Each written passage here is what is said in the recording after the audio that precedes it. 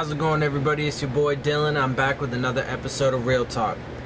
So I want to apologize first and foremost. I've been gone the past few days. I've had a little bit of technical difficulties, so I haven't been able to actually make any videos. So I'm kind of behind on some things. I'm gonna catch up. I'm gonna do this, kind of quick, kind of just go through things and get myself, back to present. Also, I want to let you know that I'm working on things to improve upon the quality of the podcast. My old camera actually was the reason why I wasn't able to make any videos, and I have a new camera, a better camera. So I've definitely been able to upgrade my quality, video production quality there.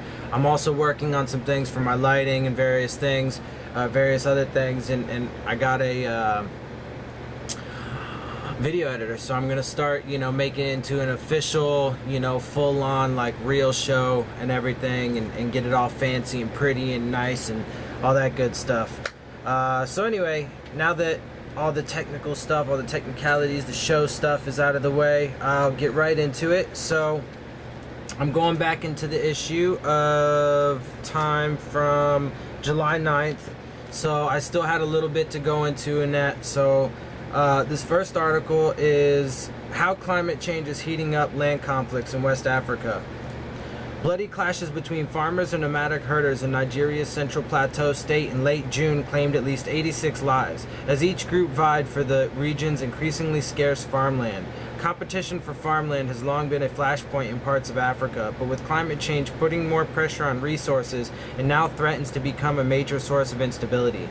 Dry land, desertification, in which fertile land becomes barren desert, now affects as much as 60% of Nigeria's land, exacerbated by drought and climate change. As a result, cattle herders from northern Nigeria have been pushed farther and farther south to find land to graze livestock, causing friction with farmers settled in central states.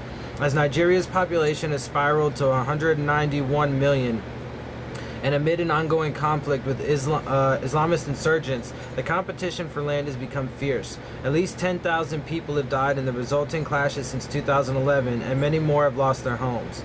So, obviously there are some other factors that go into that, all the various, religious groups that feel they have claim to the lands because of this reason, that reason, whatever, and they're fighting amongst each other. But it's a real thing. And I did that. There was that article about how climate change is affecting the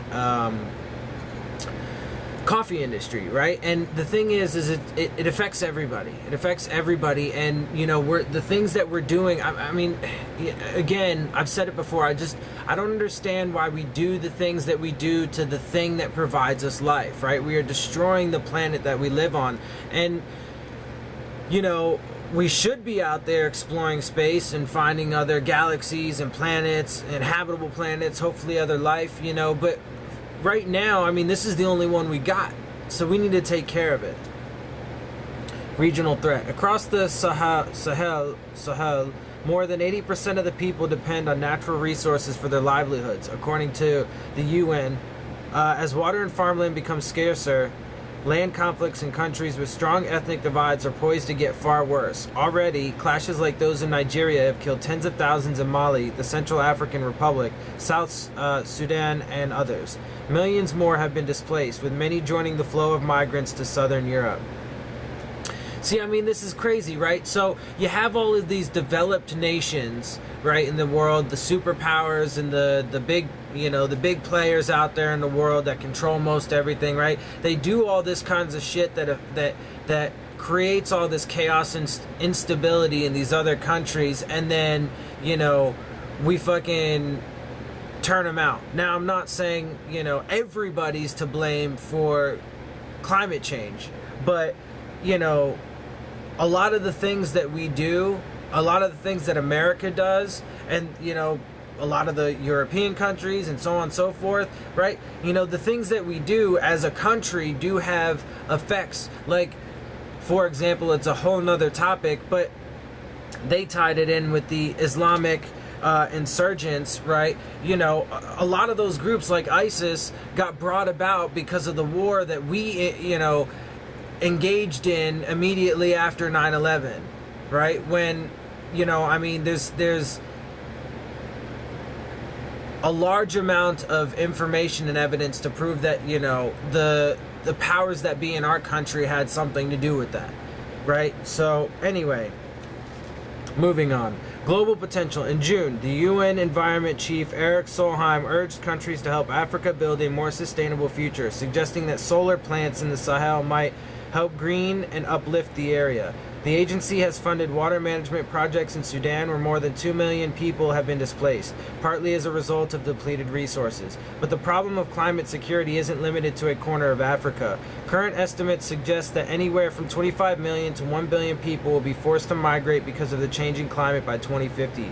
The competition for unstable land will only get more intense. See, and that really, you know, goes to show you that it's coming, and it's coming quick, dude. Like, it's not like we have all this time to prepare for it, and, you know, all these fucking, we do need to prepare for it, and we need to start making, you know, strong. But I mean, in America, what the fuck are we doing with the president that we have and the shit going on here? We are falling even further behind in, you know, the progress of the world and development in, you know, various different aspects, you know, whether it be technology or medicine or you know, blah blah blah blah blah. It doesn't matter. We're falling even further behind because of the fucking racist, sexist, bigot motherfucker that we have, you know, as a president. And because of all this division within our country, you know, we need to come together and realize that there are bigger issues out there, right? You know, and again, going back to it, you know, we shouldn't be shutting when things like this happen, right? Because we're all affected by it and we're all the cause of it. So we shouldn't be shutting people out. Fuck all this bullshit about borders and immigration and all this other fucking shit. We're all people. We need to take care of each other. And furthermore, like they said, you know, we should be, especially if we don't want a flood of, you know, people coming into our country or, you know, other countries feeling the same, help those countries fucking solve their fucking problems if they can. You know, be a fucking neighbor, maybe, for once, you know, and do something right by them instead of just sitting there fucking being a dick about everything and being like, oh, well, you know, we don't fucking like you. You're immigrants and you're flooding our country and all this other bullshit. What the fuck is that all about? They're already having enough time, or hard enough time, so now you want to fucking victimize and turn them into some fucking criminal? Like, come on, man. Get the fuck out of here with that bullshit. That shit blows my fucking mind. Anyway. Whew. Shit gets heated, man. This shit gets heated. I apologize if, you know, I offend anybody. If, you know, anybody gets, you know, their feelings hurt or anything like that. I get passionate. I mean, I care about people. I care about the world, and I want everybody to be happy. I want the world to flourish. I want people to flourish. I want us to all come together. Stop being so divisive, you know, and embrace the differences between us and stop, instead of, you know, fucking hating them so goddamn much. Alright, next article I have is by Aaron Baker, and it is on the topic of the world, entitled Keys to the Kingdom, What the Future Looks for Saudi Arabia's Women. Now, I already know before I read this, I haven't read it yet, but I know they're going to talk about, you know, a lot of the, you know, it's women's rights in Saudi Arabia, and they're obviously a lot further behind than we are in that category because, in a lot of places in the world, because of their religious and traditional backgrounds and beliefs. But I mean, again, I'm one of those types of people, fuck labels. It doesn't matter where you're from. It doesn't matter what the color of your skin is, what gender you are. It doesn't matter what your, you know, religious beliefs are. It doesn't matter, you know, what your hobbies are. It doesn't matter any of that shit. None of that shit matters. What matters, it's super simple. We're all people. We're all human beings. We're all animals. We're all part of nature. We live off this planet, and we all have a stake in it. Bottom line, point blank, period. We all have a stake in it. Anyway, let me get to this before I get too crazy in my rants. A few minutes after Rawan started her maiden drive as a student at the Saudi driving school in Riyadh, the car began to make an ominous grinding noise. Mariam, the instructor, asked her to pull over. After an unscheduled lesson on roadside breakdowns, stay in the emergency lane, put on your hazards, she called for assistance. Then she met my eyes in the rearview mirror. "This isn't normal," she said nervously. "We have very good cars at our school." She had reason to be flustered. Her school had already experienced a PR meltdown when foreign journalists descended on the driving academy to meet student drivers a few days before Saudi Arabia's long-standing ban on female drivers was lifted on June 24th. But instead of students, they found other trainers posing as students. Once the ploy was discovered, harried school officials rounded up a few unprepared students for a media blitz. Rawan, who had never driven before, was forced to share her first lesson and her first breakdown with time. For Saudi Arabia, the charade invited the uncomfortable question of whether the larger undertaking that lifting the ban was intended to herald, nothing less than the transformation of a fundamentalist, retrograde monarchy into a modern Muslim state, might amount to mere window dressing. Crown Prince Mohammed bin Salman has spent much of the past year assiduously courting world leaders, business magnates, and journalists to rebrand the kingdom. The effort has collided with assorted difficult realities, including the Saudis' grinding war in Yemen and the spectacle of the Riyadh Ritz-Carltons being used as a luxe jail for relatives accused of corruption by MBS, as the Crown Prince is known. Excuse me.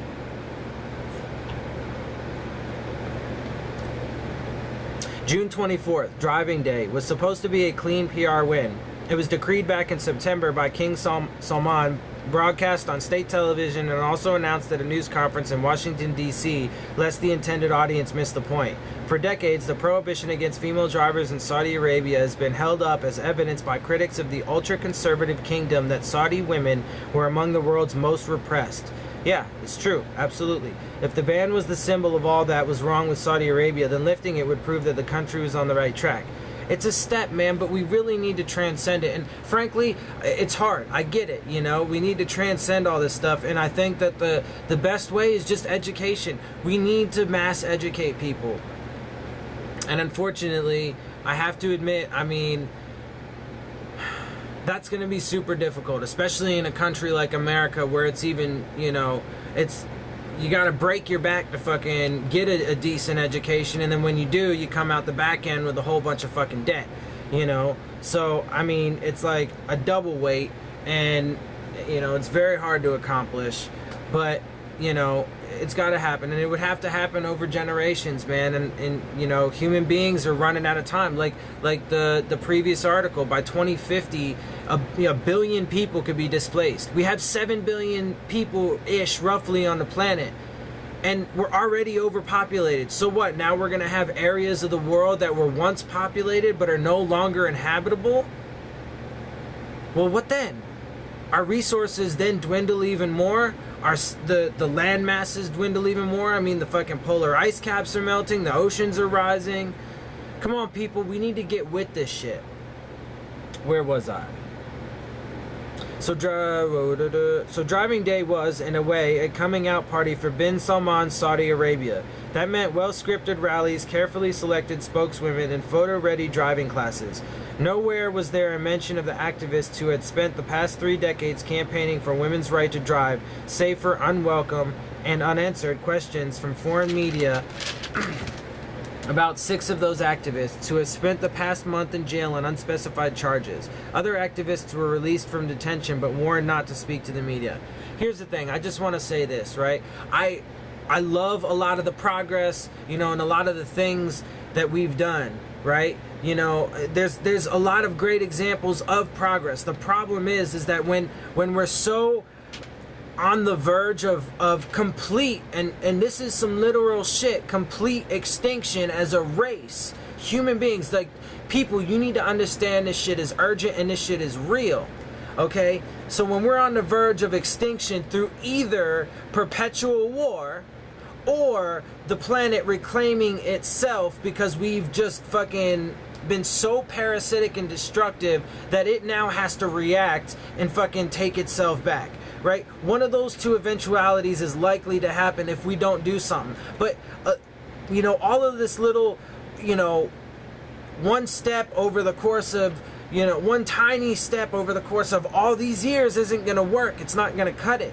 We need to do things a lot faster. That's why in America, we need to tear down the system that we have. We need to fucking, and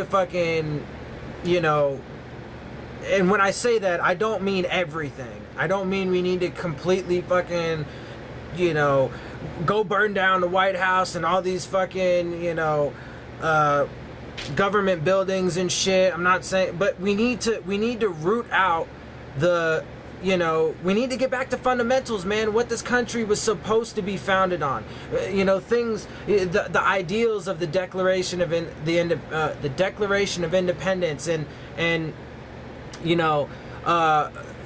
shit like that, right? The core values of what America was supposed to be founded on. Right, and we need to start over, and we need to root out the corruption, the cancer, and the people that we can't allow these people that just control everything, and do it for their own personal gain. We can't allow them to have the power anymore.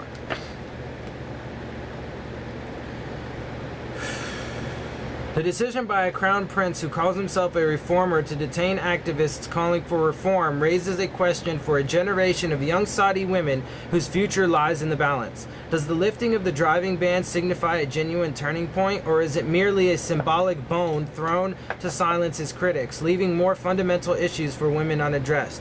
See, and that is a very good question, because that epitomizes what I was just saying, and why I feel like our political system, the two-party system with Republicans and Democrats, the Republicans are clearly the bad guys, the bad cop, and the Democrats are nothing more than the fucking good cop. When they do have office, they give us some, they feed us these little breadcrumbs, and then we're like, oh man, look, this guy represents some change, some hope, and maybe, some good things are going to happen, and then they do some good things, and we're like, see, here's some evidence, they did some good shit. The problem is it doesn't ever stick, and it's all part of the plan. Open your eyes, people, about fucking conspiracies, right? Conspiracies are real fucking things. There's this, cliche taboo, cliche stereotypical taboo about what, conspiracies are, right? And, they're made to be this fantastical fucking thing that couldn't possibly exist. But when we live in a world so full of greed, why can't that shit exist? Why is it so hard to believe that people who have power and wealth and who can control everything and live in a world full of greed, why is it so hard to believe that those people would do things to benefit only them, even if it's harmful to other people? And often what you will see is the thing that is most profitable for single people or groups is the most harmful to others, because that is what history has shown us. That is what history has proven to us. But we don't open our eyes, we don't realize these things for what they are, and we don't learn from the mistakes of our past. It's absolutely absurd. It's insanity, the pure definition of insanity. Continuing to do something over and over and over and over again the same way every time, expecting different results. It's pure and simple, people. It's not that hard. To Mariam Moselli, 32, founder of Niche Arabia, a global luxury consultancy firm based in Jeddah, the optics don't matter. As a Saudi woman living in Saudi, when you see an opportunity, you are going to exploit it to its full potential, she says. So whether or not it's a media stunt, it's still a step forward.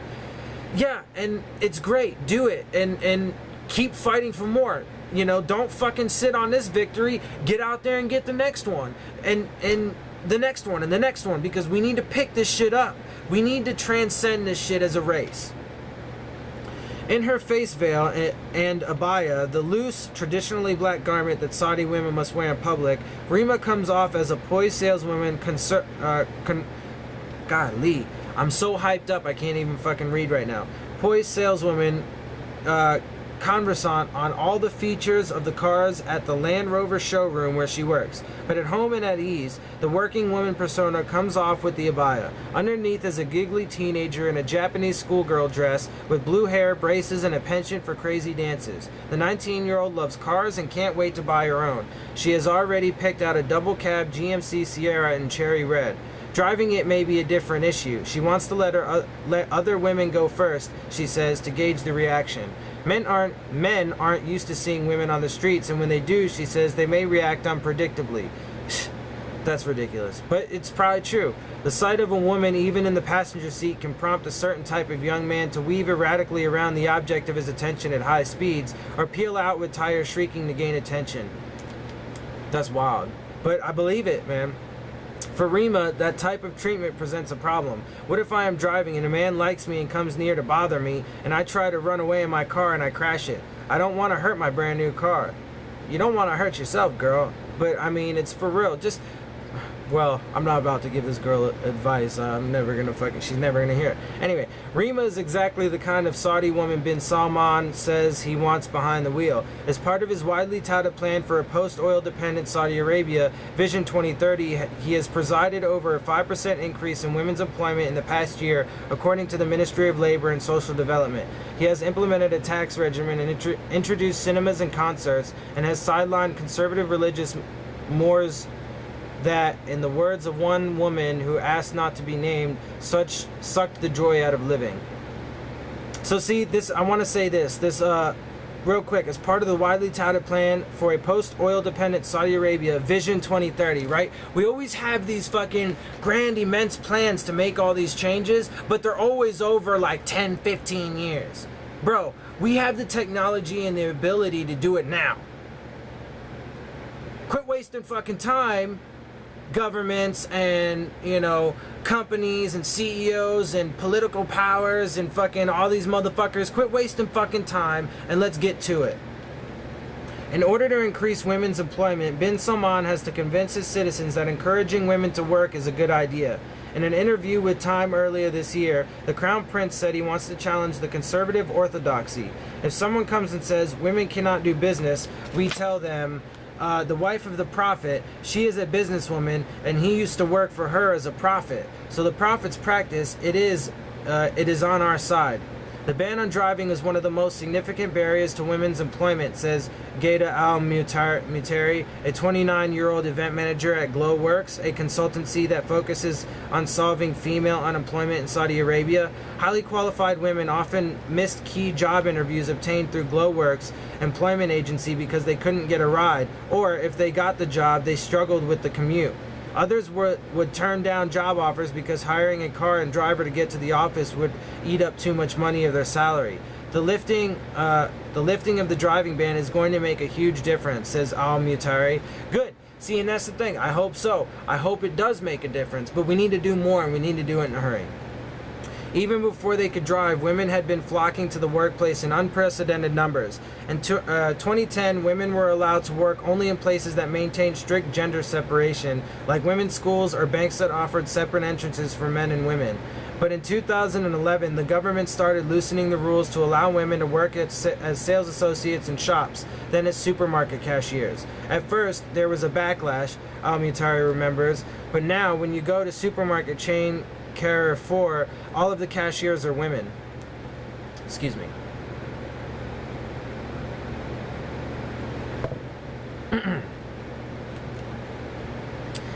This change is spread to other industries, Al-Mutari says. When women who study communications, event management, or engineering can expect to find a compatible job after graduation, 5 years ago, after graduation.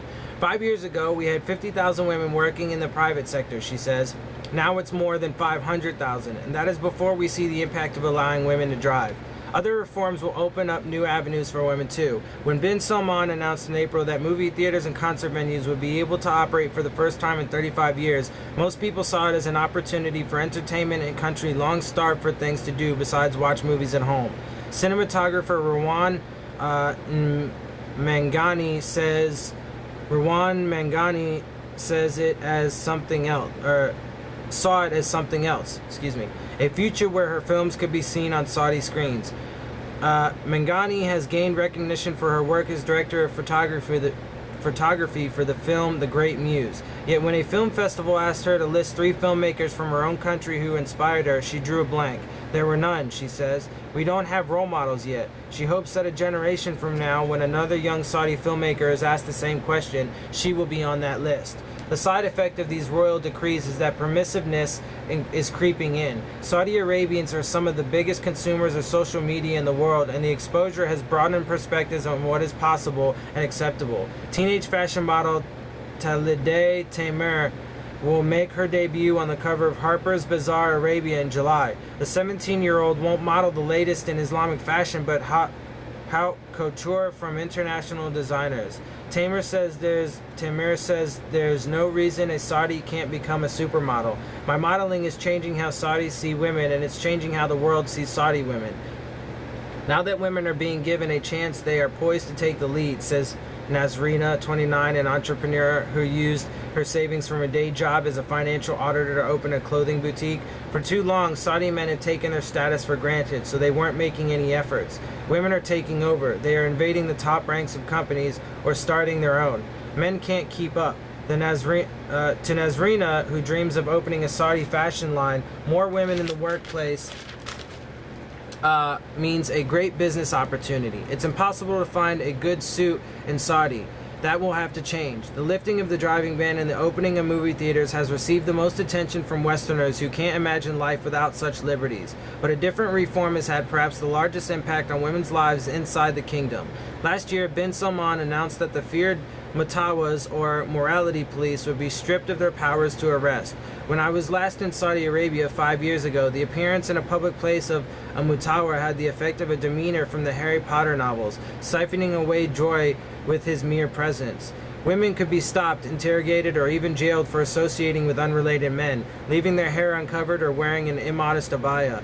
Anything from a flash of color at the hem, jewels on the sleeves, or an exposed stretch of trouser leg could spell trouble. That's absolute absurdity. The Crown Prince's pronouncement didn't get rid of Mutawas entirely. They still have the right to be in public gatherings and are allowed to lecture on appropriate behavior. But the fear is gone, says Nazrina. A few months ago, a Mutawa approached her and a friend in the mall and asked them to cover their faces. My friend said to him, "Show me your ID." He said, "Who are you to ask this?" And she shouted back, "Mohammed bin Salman said I could." The Mutawa just walked away, says Nazrina, chuckling. As soon as the government took away their power, they became meaningless. Good, because, people shouldn't be able to uphold oppressive things on other people. Already the impact is visible on the streets of Riyadh. Women are sporting colored abayas that are more fashion statement than modest coverings. Some opt not to wear a headscarf at all. I joked to Nazrina that in 10 years, women would abandon abayas altogether. "Are you kidding me? In a few months," she replied. Most women at her mixed-gender office don't even wear them, opting for conservative clothing instead. Nazrina wants to reclaim the garment as a symbol of Saudi culture instead of repression. One of her favorite looks is a classic short abaya, belted and paired with Louboutin heels and no headscarf. Definitely in the future, the abaya is going to be a thing, she says. When it's not a requirement, it will be a fashion statement. Cool, man. Do it up. All the changes have earned bin Salman an immense loyalty from many in this generation of women whose lives have been radically transformed. Just a few years ago, me and my circle of friends were hopeless, desperate, Nazrina says. We had nothing. We had to cover our faces, we had no chance to drive cars, no chance for freedom. But now, after MBS, we have women driving and feminization of the workplace. It's good, man. We need to make more changes. Yet Nazrina, like many other women I spoke to, asked to use only her first name for fear of a backlash. I know women have rights, she says, but freedom of speech is still a blurry area, and it's a bit scary to state your opinion, even if it is in support of the government. Yeah, well, we got a lot of that shit going on here too, girls, so I feel ya. Free speech has been a crazy, corrupted thing as well in this country. Anyway, Alright guys, I'm going to take a short break and I will be right back with you to finish this off and give you a little bit more. It's been some compelling stuff, and I can't wait to see it, or can't wait to get back with you and see what you guys think.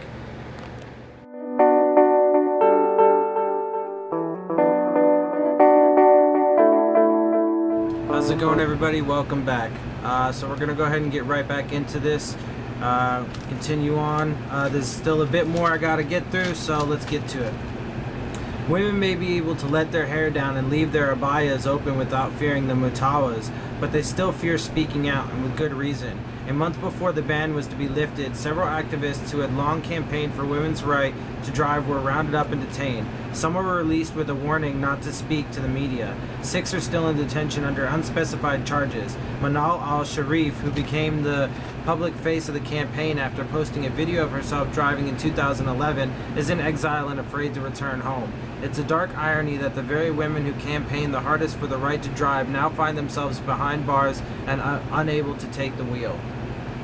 The impact has been chilling. When the driving ban existed, there was a vocal and active movement against it. Women's rights activists spoke with foreign media, raised awareness, and kept up with social media campaigns. The women who used to openly share their opinions and dreams for a better Saudi Arabia no longer talk to journalists, or if they do, they speak only on background, afraid that their quotes can be enough to identify them. Even women who aren't activists hesitate to express their thoughts. There is a lot more to achieve before Saudi women can realize their potential as fully participating members of society. While they can now get a job without receiving permission from a male family member, they still can't travel, marry, or live independently. It's ridiculous that, as a fully grown woman with a job that requires me to travel around the region, I still have to get my dad to sign a form every time I need to leave the country, Nasrina complains. At the end of the day, I am 29, but I still don't have firm control over my life. This generation of Saudi women faces a fundamental question. Is it enough to accept the changes as they come at a pace dictated from above? Or is it worth risking everything to demand more? Increasingly, the answer is no. There is almost a sense of, we've been getting so much more than we've ever expected. Jobs, freedom from religious police, the right to drive, that no one dares ask for more lest it all be snatched away, says a former women's rights activist who has stopped speaking out for fear of repercussions. Protest is not part of our language, says Nish Arabia founder Moselli, who argues that progress in Saudi Arabia requires a special kind of activism.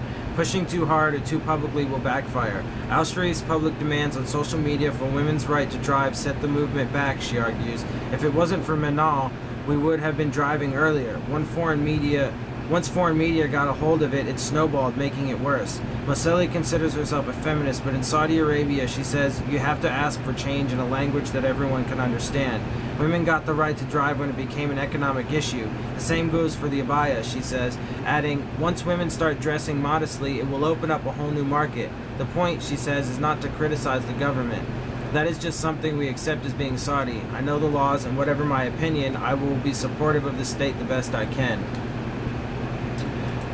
That doesn't mean the push for change is slowed. It just looks different. Asiel Al-Hamad, one of Saudi Arabia's few female race car drivers, is what many activists would call a state feminist.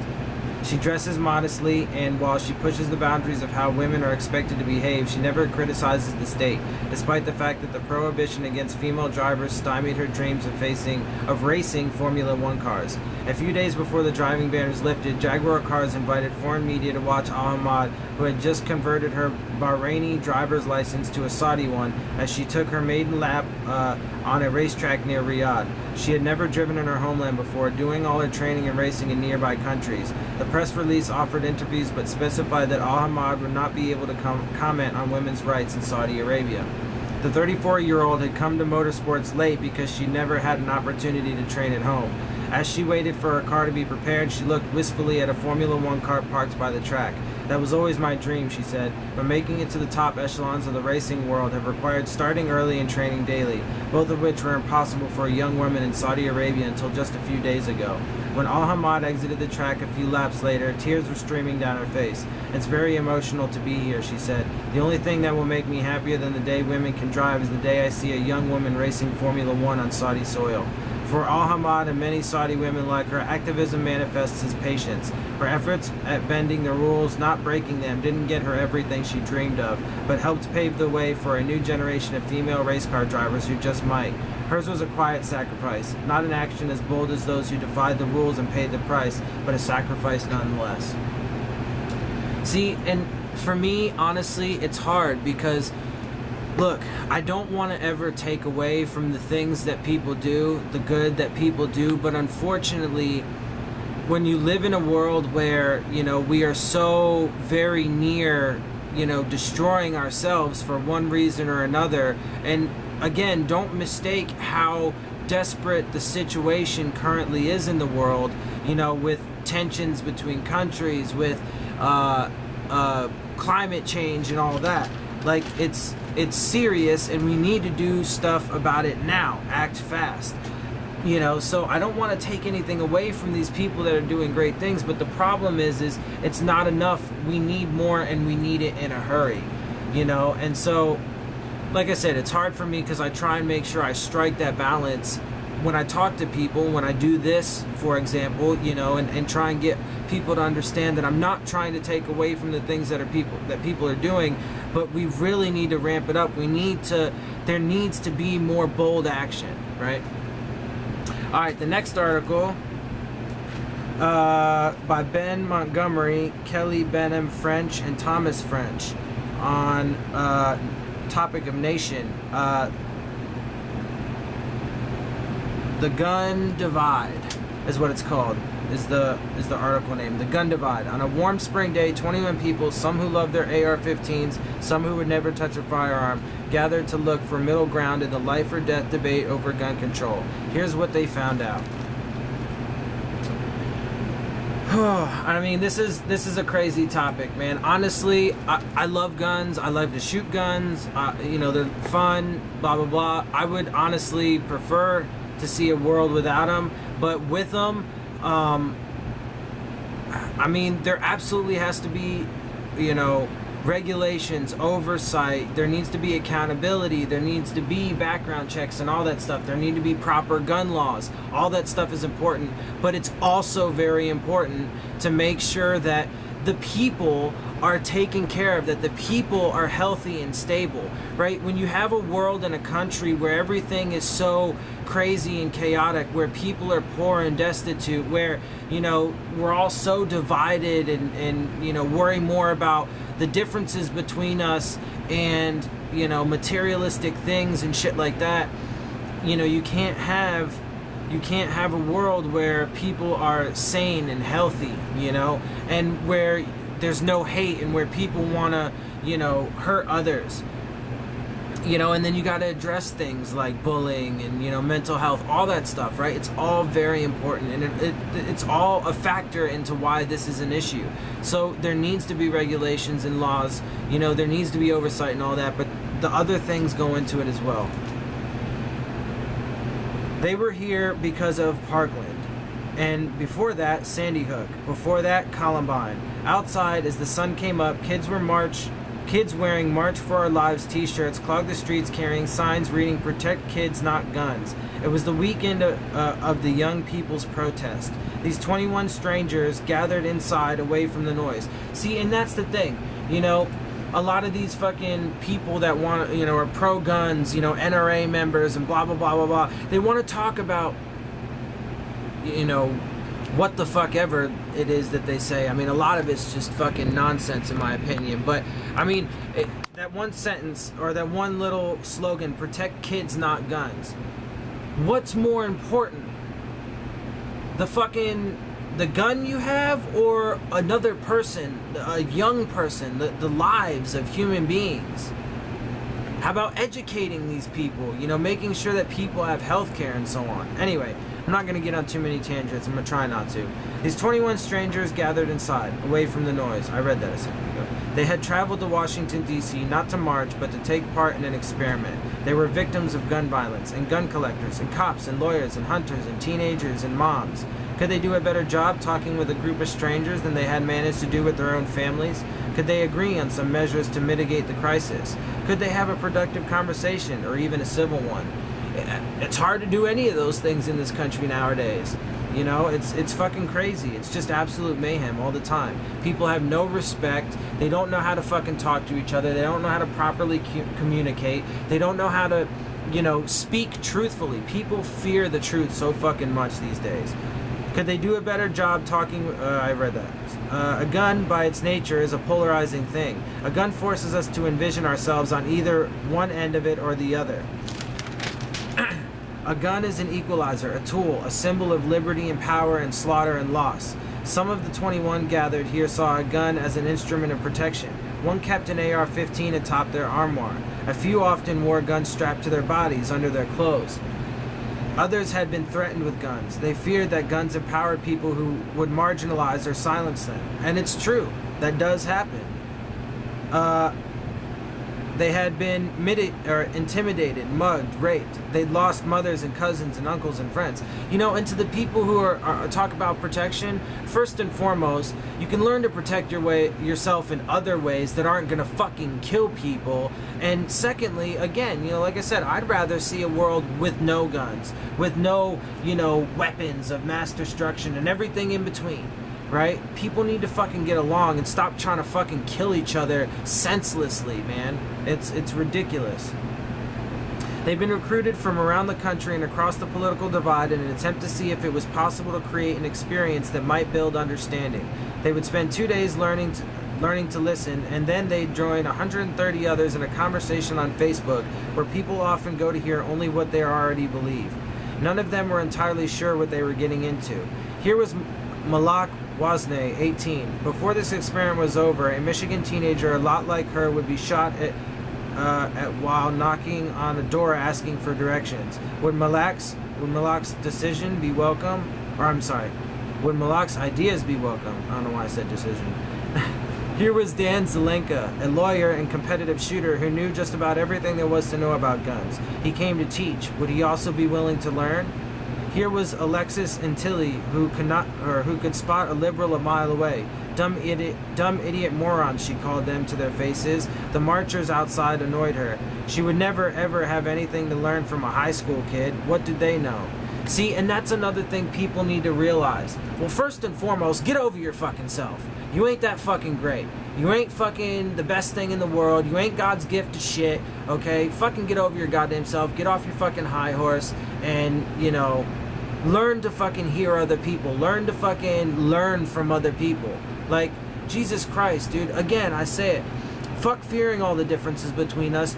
Embrace the diversity, because that's part of what makes us special, is that we are, you know, conscious, aware beings, and we are capable of having such tremendous diversity, which makes us amazing and beautiful. Jesus Christ, people. Where was I? In a small room, they sat in a circle, close enough to their knees touched.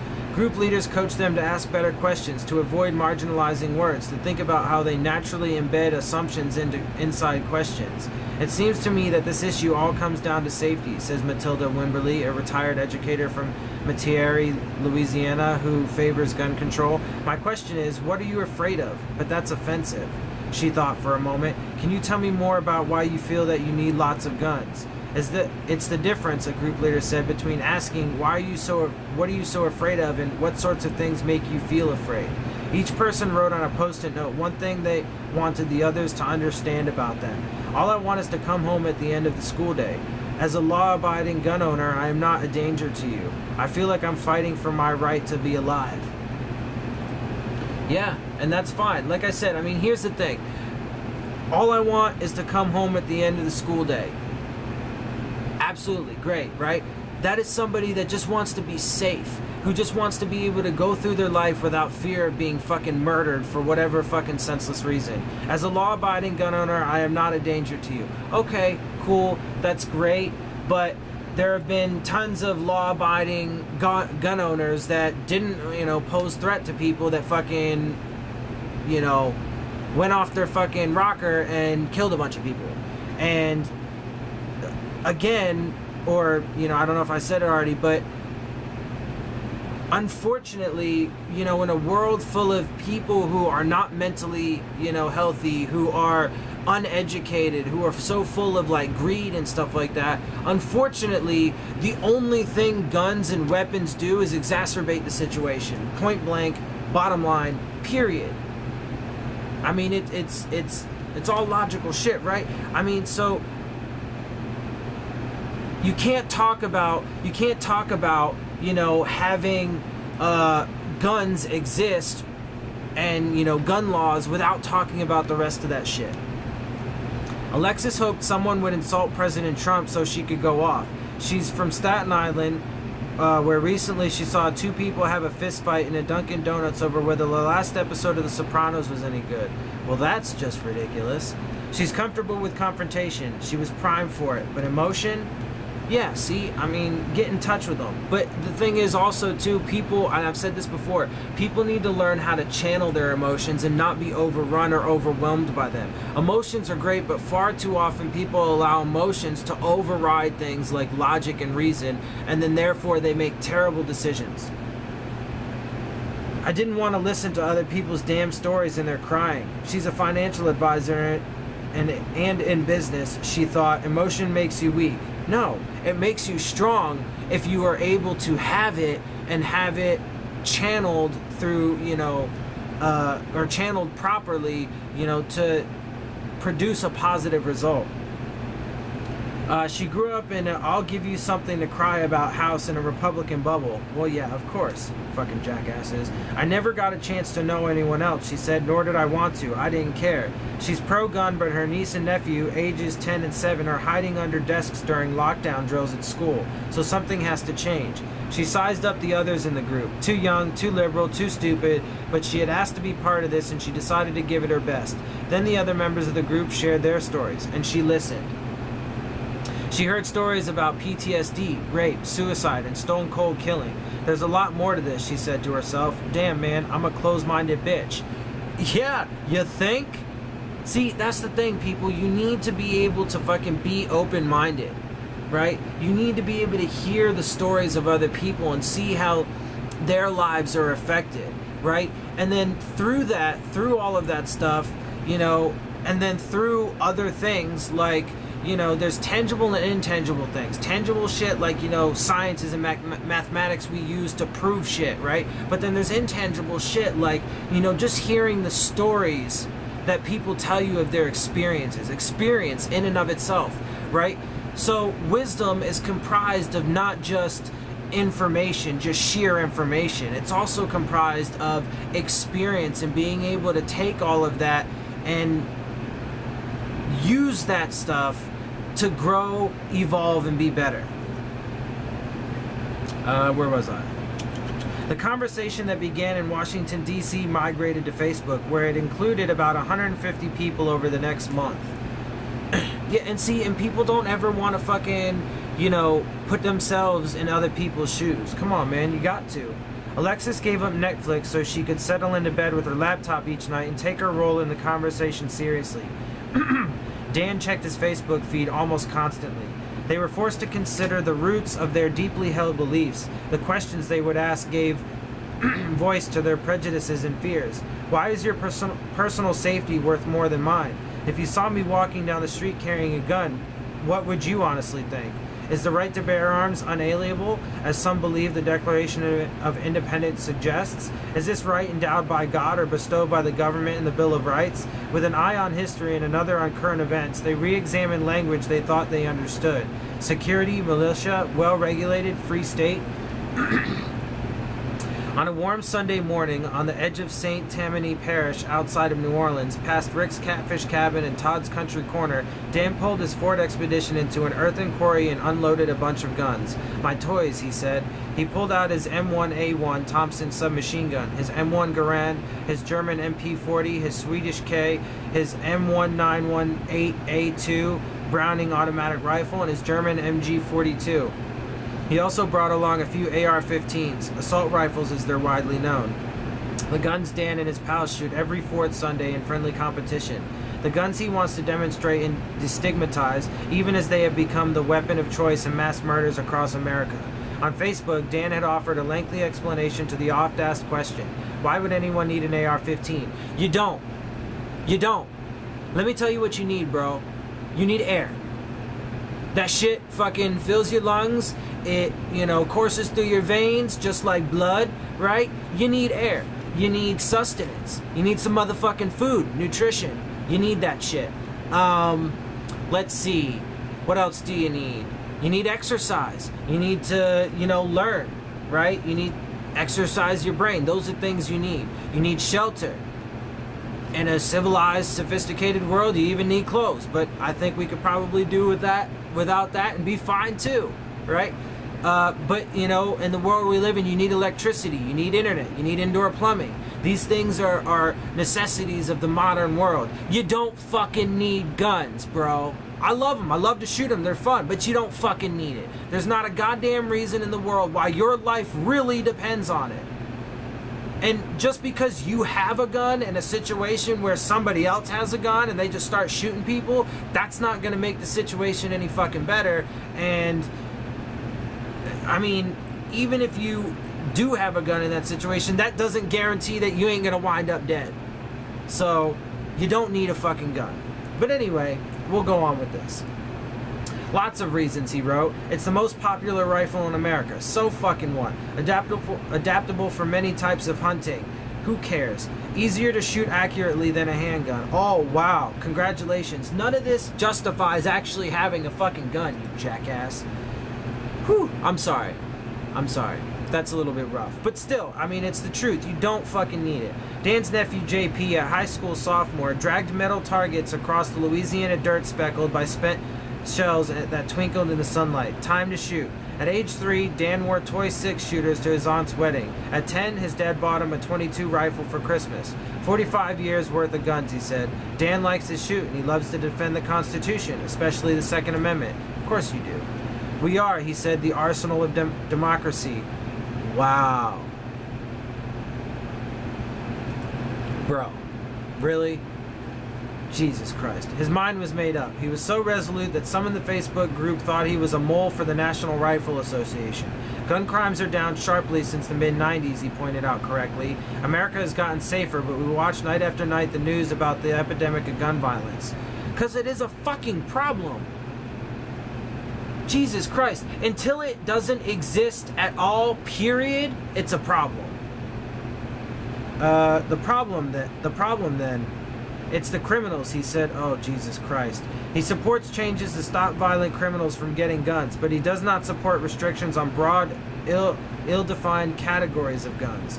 The term assault weapon means nothing and it means everything, he said, because the term is infinitely expandable to mean whatever they make it up to be. And every time they change it, it expands to include more and more firearms. Okay, fine. So I'll give you one thing. They need to be more clear and precise. Jesus Christ. That's what I'm going to concede to you. Holy... Wow. Okay. Anyway, if you really sat down and looked at the numbers, took all the emotion away, then you have to support gun rights. No, the fuck I don't. Wow. Crazy. He has known 4 people who have been present at mass shootings. 2 young women he met hiking in the Grand Tetons wound up inside a movie theater in Aurora, Colorado in July 2012 when a madman opened fire. One of the women took a bullet to the knee. 12 were killed, 70 injured, the largest number of casualties in one shooting in modern U.S. history until the 2016 shooting at Pulse nightclub in Orlando, which held the distinction until the 2017 shooting in Las Vegas, where Dan's old girlfriend had been listening to country music. That's 3. The 4th was his friend Steve Scalise, the Louisiana congressman shot through the hip last year when a man opened fire at a Republican baseball practice near the U.S. Capitol. On Facebook, Dan posed and then considered the essential question. Are school shootings the price we pay for a certain level of liberty?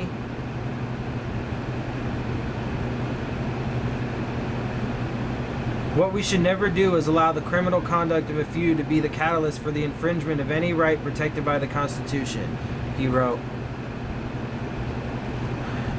I wish they would have never put that in there. I really do. Because then it gives fucking people like this... Look, man, people have the right to be treated fairly. People have the right to have a say in the way that their life goes. You know, people have a right to food and water and air. People have a right to shit like that. You don't have a right to fucking own a gun. Or, I mean, you do. I'm sorry. You do. But, I mean, natural law, natural fucking, like, if you want to talk about that shit, fundamentally speaking, like, for real, down to what's really important, you don't really have a fucking right to fucking own a gun. Just saying. When you look at it from that perspective, right? I mean, come on.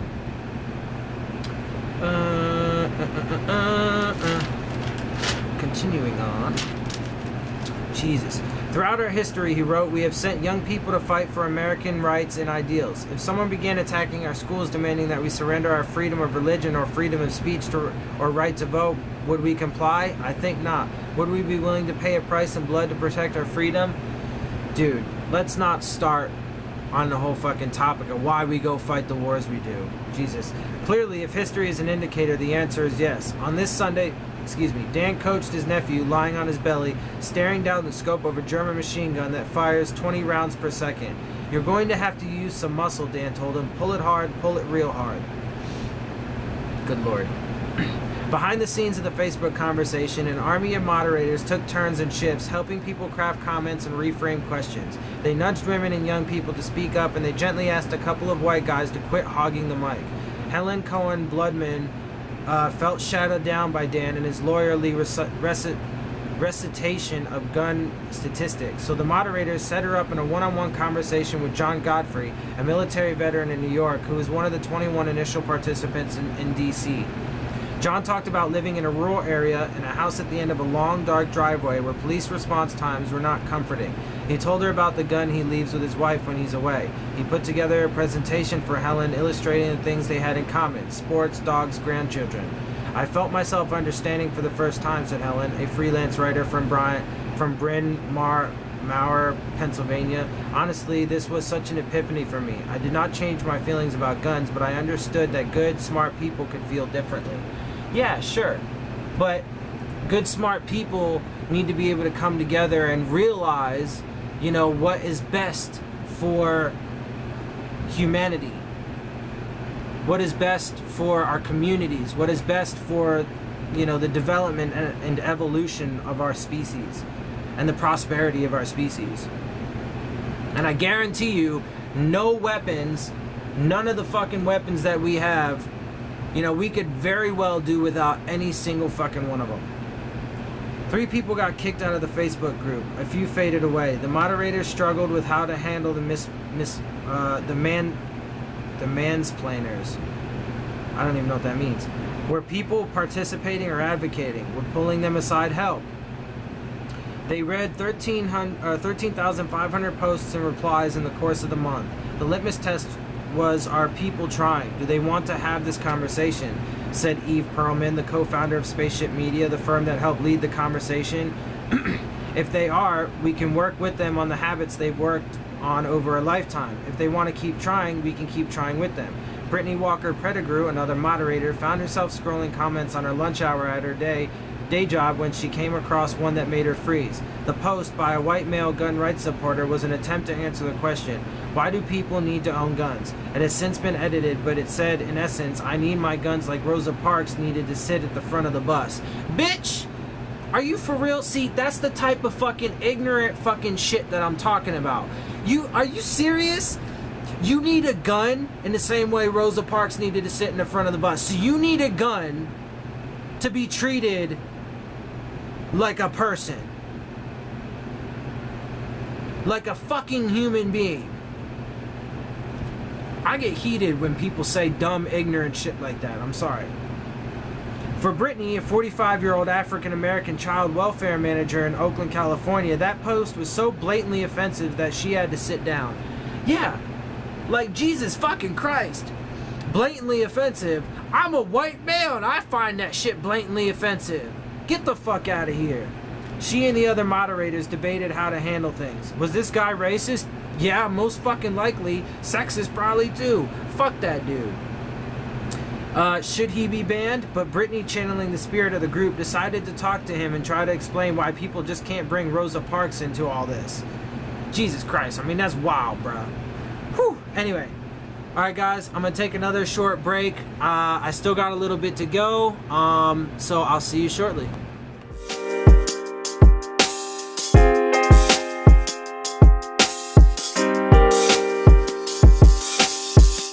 How's it going, everybody? Welcome back to the final segment of this video. I know it's been kind of a long video. I apologize for that, so I'm gonna go ahead and just hurry up and try and move through the rest of this. Afterward, Brittany wasn't entirely sure if the man understood, but she realized that he had actually been trying to say something useful, and then, over time, something much more powerful started to sink in. I was heard, and I heard him, she said, and there's nobody in my family that has ever spoken to a white person about racism and not been killed for it. In the end, they didn't propose legislation or draft a resolution or circulate a petition. They didn't even change their minds. We explicitly don't have the goal of changing minds, said Eve. There is such a breakdown in public spaces for civil discourse. The act of humanizing each other is itself the goal. Which is good. We definitely need to humanize each other, but I mean, some people out there have, like I always use the example of people who think that climate change is not a thing. I mean, they're explicitly wrong about that, and, their minds need to change. But anyway. But one weekend in April, Helen, the freelance writer from Pennsylvania, was organizing a community march against gun violence, passing around handouts. When she scanned the suggestions for protest signs and cringed, the NRA is evil. That would not have bothered her before, but now she knew that NRA members don't like to be called evil any more than liberals like to be called socialists. Her experience in the group helped her learn to listen again. Now that extends to when I have conversations that are not about gun violence, she said. I see the shades of gray where before I couldn't. Alexis, the Staten Island financial advisor, swears the change she felt in D.C. has been lasting. She considers her D.C. counterparts friends for life, even the liberals. She never wants to return to the closed-minded, bubble-dwelling name-caller she used to be. When she got into a disagreement with a work colleague, she says she suppressed the reflex to call him dumb idiot moron, and instead said, "Tell me why you feel that way." April ended, and so did the conversation, on official channels anyway. Ruth Grunberg of Cortland, New York, started a book club for members of the group, and they got too busy chatting to read any actual books. Ade Camille Kelly of East Orange, New Jersey, recorded a podcast. Dan, the Louisiana lawyer, attended the NRA convention in Dallas. Alexis went to a business meeting in Las Vegas where gun laws are as loose as the necklines, so she asked Dan where she could go to shoot something big. He directed her to Battlefield Vegas, where Alexis said she paid $330 to shoot an AK-47, a Smith & Wesson 500 Magnum revolver, a German MG-42 machine gun, and a Barrett M1 107A1 50 caliber sniper rifle. She wanted to feel a kickback that knocked her out of her shoes, the weight of the guns, the flames shooting out of the barrel, the smell of hot metal powder, the thunder that made people around her back up, the vibrations from the guns firing in the lanes beside her. She wanted to embrace the moment when she, a 45-year-old financial advisor, fired a gun that could blow a plane out of the sky. And then she thought, you could shoot down a room full of people in seconds. And what if one of these other people in here is crazy? And why are these guns even around? And it's not worth everybody being slaughtered. Dan would never forgive her for saying it, she thought, but ban them. Ban automatics, ban semi-automatics too. Then on May 18th, Santa Fe High School. Alexis heard when she got back from Las Vegas. The details were blurry. Was it 8 kids dead, or was it only 8 this time? Only, other members of the Facebook group took in the news, having mostly returned to the bubbles of their lives. Malak, who had joined the conversation knowing she represented both Muslims and high school students, got the news in theater class in Dearborn, Michigan. She walked from 5th period to 6th, watching the live feed on her phone. The feeling among her friends was one of defeat, a collective shrug. It was 8 kids dead, in fact, and 2 teachers, 13 injured. The shooter, a 17-year-old in a trench coat, used a pump-action shotgun and a .38 revolver owned legally by his father. David Preston, a courier in Mobile, Alabama, who was robbed at gunpoint years ago while delivering pizzas, wrote a public post on his personal Facebook page. What is going to be the narrative of the gun grabbers when it is revealed that the Texas school shooter used a Remington 870 instead of an AR-15? David says he was working for Papa John's when a gunman ordered him to hand over his tip money, $35. The next day, he bought a gun. Helen had accepted his friend request just days before. Now he was calling the Parkland students pawns of a liberal media. Helen thought it wouldn't matter to the families of those dead kids what kind of weapon it was, and she felt all the old familiar powerlessness and resignation and despair. Had they learned anything, really? Would any of them change? Not their minds. That had never been the point. But their hearts? Helen clicked his profile, and then she clicked unfriend. So where does it all lead? As each of them take whatever kernel of empathy or understanding or consternation into the rest of their lives, what will they reap? If any experiment doesn't produce a new law or at least a campaign slogan, did it do any good? In Staten Island, Alexis is organizing a splinter group, hoping to repeat the project. She figures her neighbors are stubborn like her, and the group leaders had better bring their A game. Another new group is starting in Alabama. Last month, MassLive.com, an advanced local newsroom in Massachusetts, led a new group in a 2-day moderated gun conversation that mirrored the one in D.C. A woman who had lost a son, a mom who had been shot in the face, and a hunter still in his camo all came together and felt the same connection and sense of wanting to do something. They stood in a circle when it was over and tried to articulate their hopes. I want my words to have power. I want to make people who look like me less threatening. I want to grow as a person and be better. Well, it's a start, people. We're getting there slowly. Too slow, man, you know. And honestly, I guess that's really why I've started making these, you know, this podcast and doing this show and stuff, because I really want to try and help and do my part to get people really talking about these things more. You know, take it seriously, not fucking, you know, not be afraid of the conversation. Don't get annoyed with it. You know, don't get upset or pissed off because, you know, people are talking about real shit. And, you know, be honest and, you know, just be honest and realistic about things. You know, be logical and reasonable. You know, don't be in denial. Don't be naive. Don't be, you know, all of those other things. Anyway, one more article for you by Joseph Hanks. The clouds over city life. Coal smoke is suffocating Mongolia's capital. This is actually absolutely crazy. It's 11 degrees Fahrenheit outside, but the stove is burning and baby Almazbek Tol Khan is warm in his family's yurt, or gur as the nomadic tent-like home is known in Mongolia. His mother, Nursal, scoops him from a crib engraved with pictures of coconut palms and joggles him on her knee while the doctor readies his shot. 11 months old when time visits, Almazbek is just past the nebulous state of babyhood. Excuse me.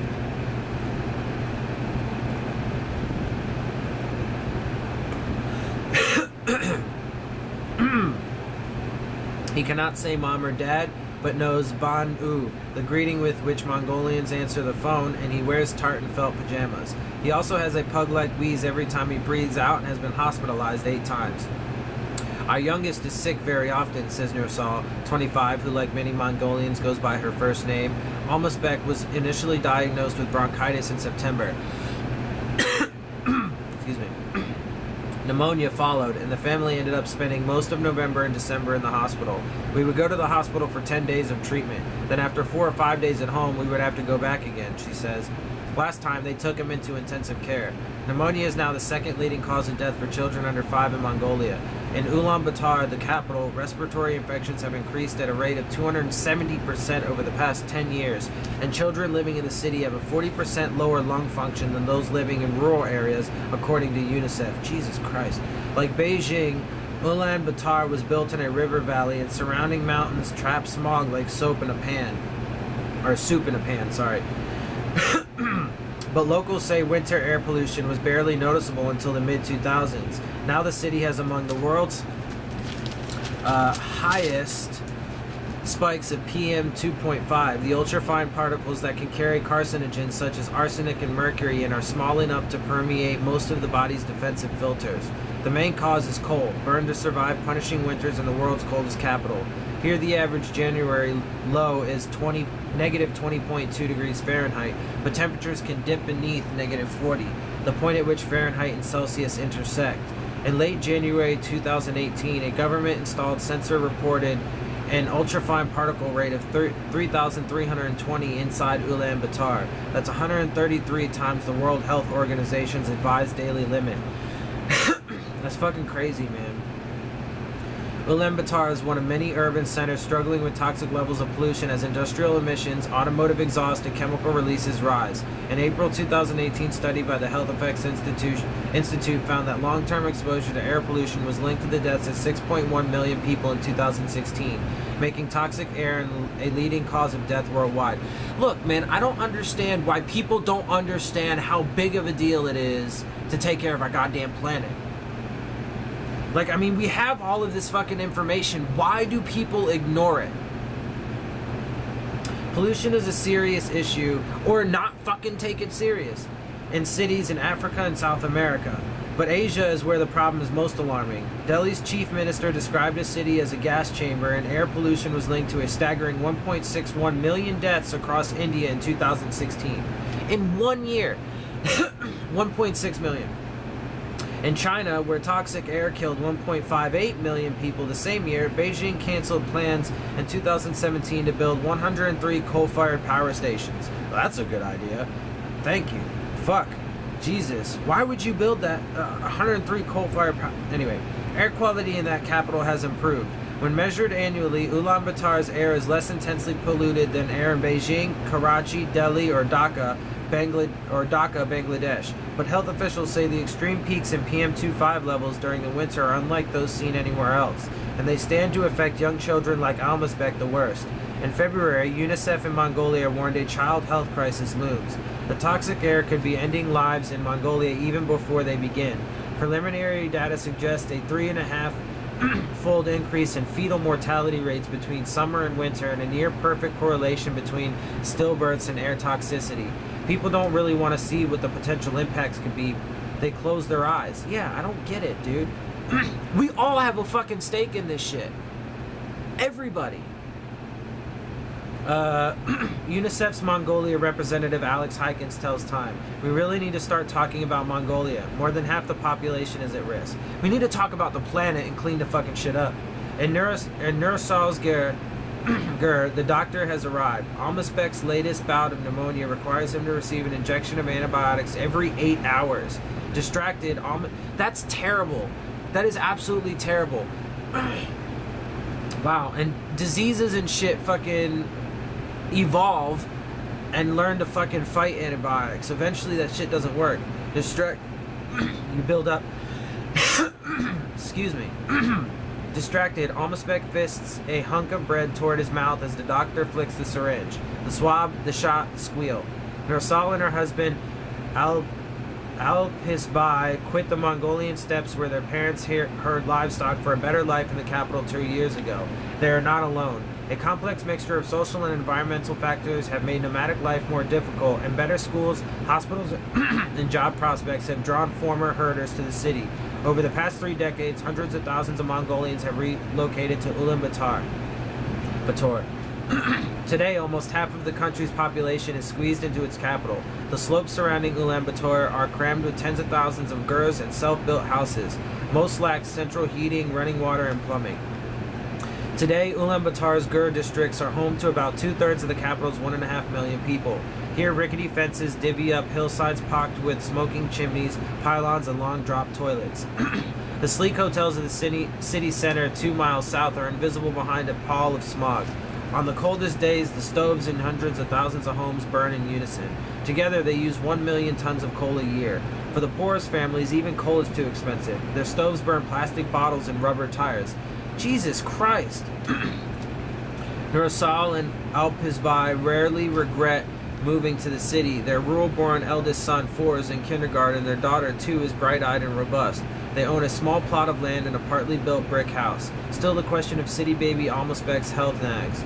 Nursal needs to keep him warm, but doing so adds to the pollution he breathes. "I miss the fresh air of the countryside," she says, restocking her stove with coal hefted from a tarpaulin-covered pile outside. "Sometimes you go out and almost nothing can be seen. It's scary. Babies and young children are especially vulnerable to pollution because they have small lungs, breathe more rapidly than adults, and their immune systems are not fully developed. For some newborns, their very first breath is toxic." UNICEF staff visiting a western province this winter recorded PM 2.5 levels 14 times higher than WHO's guideline level, the World Health Organization's, inside a hospital's maternity ward. lovely. The harm this does goes way beyond asthma and breathing difficulties. Airborne chemicals not only complicate pregnancies and harm babies' lungs, they can irreversibly stunt brain growth, even while a baby is still in the womb. Dr. Frederica Pereira, director of the Columbia Center for Children's Environmental Health, explains that prenatal exposure to certain toxins can change the structure of DNA or how it expresses itself, which is particularly dangerous because a fetus's brain develops at such a rapid pace.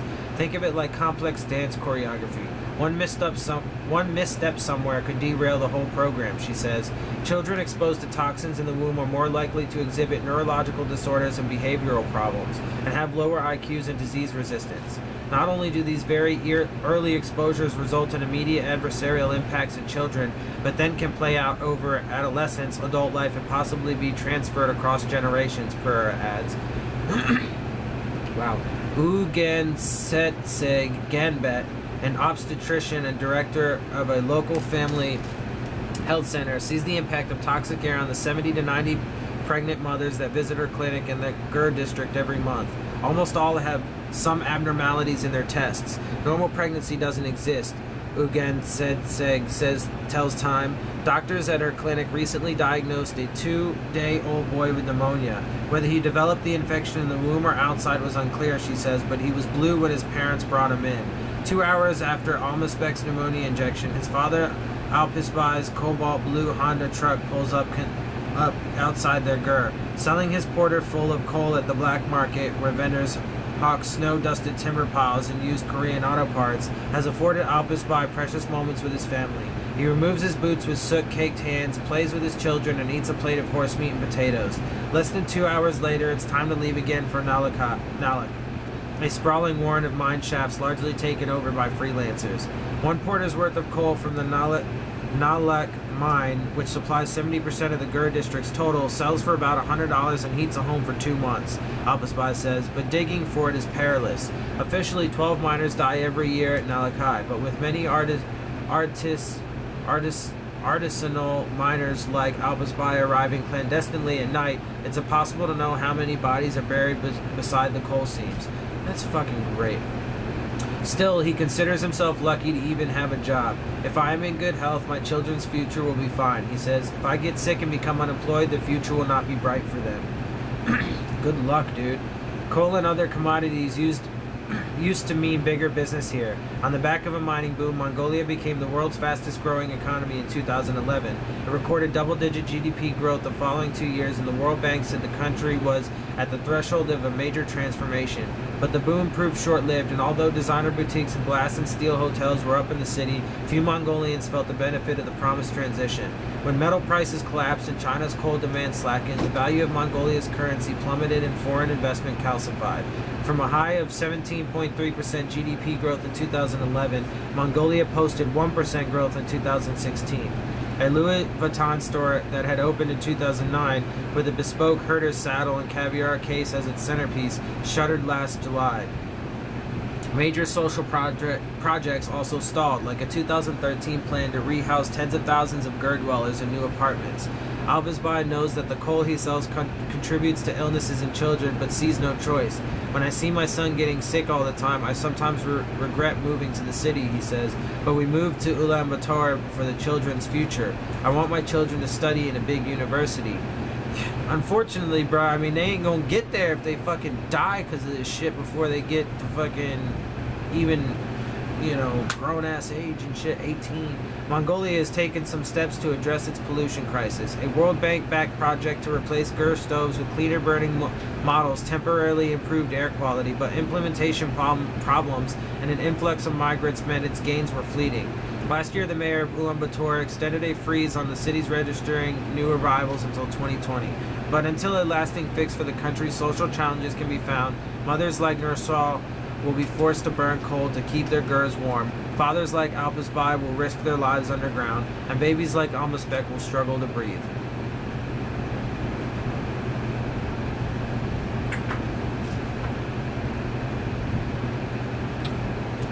I mean, shit, people. like I said, man, this shit is real and it affects us all, and we all need to fucking do something about it. We need to come together and we need to support each other and we need to do something about it. Alright guys, well, this is the end. Finally, I know this is a long video. I'm still working on how I'm going to format everything. I really just got into doing my video editing, which you will see in this video, or which you have seen in this video. So bear with me as I get it, you know, settled and put together. And if you liked it, please subscribe, you know, comment, share it with your friends, family, everybody. Hit the like button, all that good stuff, and I will see you again soon.